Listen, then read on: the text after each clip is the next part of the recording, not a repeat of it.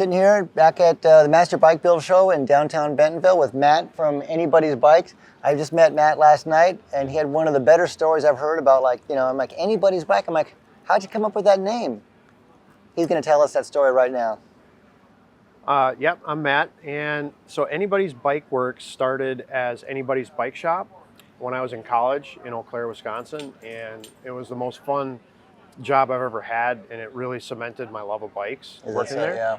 And Anybody's closed, I think about 10 years ago, and when I started building frames, and I was like, I need a name, and a friend of mine who worked with me, he's like, why don't you call it Anybody's Bike Works, and fell in love with it, so here we are. Yeah. But it's so just like the name just kind of captures that moment when you're in the bike shop, right? It's like you were saying, and just sort of like the whole bike thing came to you. Yeah, I worked there in the late 90s, you know, kind of in the heyday of mountain bike racing, and I was racing a lot in the Wars series. Yeah. And so we'd work on bikes all day, ride bikes all night, and then, you know, drink beer all night too. Yeah. And then we just had a great time, and the 5 of us that worked there were still really tight 20 some years later. Okay. And it kind of became an ethos of what we did. You know, we always wanted to be the best mechanics, sell the best bikes, and that really is developed into what I do with Anybody's Bike Works. Right. I want to build the best bike that I can. Right. And, you know, it's a continuous process of improvement. Every frame gets better, and every frame, you know, you kind of look at it and like, I could have done that a little better. Yeah, sure. Yeah, it's like when I write a story, you know, it ends up, I'm like, yeah, you know what, I could have used a better word for that. I mean, it's you know, it's part of what what we all do in terms of looking back, and always, again, constant improvement. Mm-hmm. So tell us in a little bit. So you're in a bike shop, and all of a sudden, what was this moment when you decided, you know, I worked in a bike shop years ago, but now I want to be a frame builder? What was that light switch moment?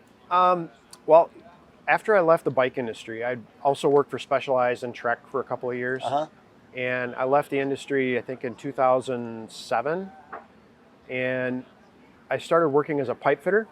So I learned how to weld and working on big commercial projects all over the upper Midwest, you know, working in refineries and, you know, just dirty, nasty, hard work, 12, 14 hours a day. You mean like a real job? Like a real job, yeah. And after 10 years of it, you know, getting up at 4 o'clock in the morning, I was like, I really think I need to figure out my next move in life. Yeah. And my wife actually said, well, why don't you build a bike? You've always wanted to. Is that so? Yeah. So she started me into the bike building thing, and I thought about it for a while, and I was like, well, maybe I'll give it a try, see what happens. And I contacted a guy in La Crosse that builds bikes, and he ended up selling me a used frame jig that he had, and I built a couple bikes with that and absolutely fell in love with it. And I just love everything about bikes and building them. That's great. Building them is actually almost more fun than riding them sometimes. Yeah. So. I mean, I get that way because honestly, talking about them to me and writing about them is more carried away sometimes. And I'm like, you know what, I can go ride, but I'm just sitting like doing this today with you and the other builders, or writing a good story. I mean, it's a great moment when you can realize that moment where like the bike means is that you're so infused with the bike that you actually don't even have to be riding the bike. You know, you're actually just and you're making a bike. You know, that's a great way you said that. So all praise be as usual to the wives. The wives out there, you know. They do so much for everybody. Yeah, she's out getting more coffee right now for me, which I really appreciate. So those early bikes, I mean, they were just steel bikes, and okay. Yep, I made steel. I think I made 6 or 7 steel frames, and I'd gotten laid off, and I decided, well, I'm going to go out to UBI in Ashland and do a titanium frame building course, and I did that and learned just a ton from Ron and everybody out there, and Mike DeSalvo. And I came home from that, and I was like, all right, we're going to try to make this something and see where we go from here. And that just happened to be January of 2020 when I started my business. Wow. So, you know, perfect time to start a bike business. Exactly. Right at the onset of a global when the whole world shuts down. Yeah. And what came from that moment? It was really frustrating. Yeah. Because the first year I actually sold 15 bikes, and I couldn't get parts for them. Yeah. Oh, right. Sure. Supply chain issues. Yeah. So I ended up refunding all their money. they're like, I don't want a bare frame that I can't put parts on. I mean, I could get wheels and forks, Ouch. but I couldn't get, like, everybody was struggling for one or two things. Yeah. And so I kind of shelved it for a little while and just started making bikes for friends again. Buying used parts on Facebook. Yeah, I've heard a lot about that. Yep. And I've got a couple of bikes out there yet that they're still running used parts, even though now that the supply chain is lightened up, but you can get parts again. Yeah. So where are we at now with Anybody's Bikes in terms of what we got going, your business practice? Well, I'm actively looking for people that want new bikes. Yeah. And hoping that we can get some stuff going this year. And yep. You doing like more road, gravel, mountain? Gravel, hardtails. There's kind of like, I was talking with a friend of mine who's also a frame builder, and he's like, why can't we just build a bike that does everything? Yeah. And instead of having a gravel bike and a mountain bike. And if you really look at the details of those two frames, they're not that different. Yeah. There's some crossover there.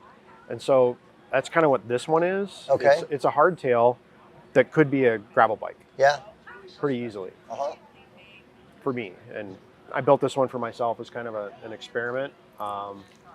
Went a little bit lower on the bottom bracket drop. Uh-huh. So like a 65 millimeter bottom bracket drop, and which is a little bit tall for gravel bike, but it's much lower than mountain bike. Yeah. And we'll see how it works out. I think it's going to be fun. Is that your own chainstay yoke down there? Nope, that's a Cobra yoke. Okay. I really like this particular part that he makes. It's fantastic. It really cleans up the drive side chainstays. Yeah, super nice design. And it's, not terribly expensive. Can I see the frame? Yeah, that's really nice. So if you had to have your brand statement or your signature, like what in terms of what you try to put into each frame, what is it that you want a person to get out of the bike? Every single bike I build is one of one. There's not going to be another one like it because it's built specifically for you. As part of buying a frame with me, I pay for a professional frame fit. So that you and I are both, like, the customer knows exactly what they're going to get, and I'm not much of a bike fitter per se. Yeah. I know a little bit about it, but there's guys out there that do it way better than I do. It's its own science. And so by using, like, I work with a couple of fitters in the Minneapolis area, and they've done some fantastic work over the years with some of my customers. As far as, like, I had a guy that had 4 vertebrae fused in his neck from a car accident. Yeah. Loves to ride, but he can't ride something like this because he's bent over too far and he can't lift his head up. So his bike looks really weird, but he can ride. Yeah. And without pain, so that's even better.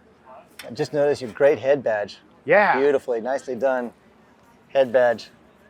They hardly exist anymore, and that's really a nice one. Yeah, that's one of the things that I remember as a kid growing up. I was a Schwinn rider because that's what was available. Right. And I remember the head badge. I always had that pressed tin head badge. Yeah. And I just loved it. I thought it was great. And I'm like, I got to do something like that. Yeah. And so it's a super nice touch. I think it makes the whole bike. Yeah. It's a good place to start. That's where you start, especially on this one against the blue head tube, the blue paint. It really just draws you in. Mm-hmm. How do people find out more information about Anybody's Bikes, Matt? Anybodiesbikeworks.com. I'm on Instagram at anybodiesbikeworks, and you can get in touch with me. Run through that one more time. Anybodiesbikeworks.com, Instagram at anybodiesbikeworks, and you can get in touch with me at matt@anybodiesbikeworks.com. Okay. And where's the factory located, your bike shop? In Rochester, Minnesota. Oh, okay. Yeah, sorry, but I'm trying to it says made in. I'm like, what state? Yeah, what state is that? Okay. Yeah, that's Minnesota. It's Rochester's way in the southeast corner. Oh, okay. So I'm not too far from Iowa and not too far from Wisconsin. Okay, great. Well, thanks for making it all the way down to Bentonville, Arkansas with your beautiful bikes. We appreciate it. Place. Thanks very much. Thank you.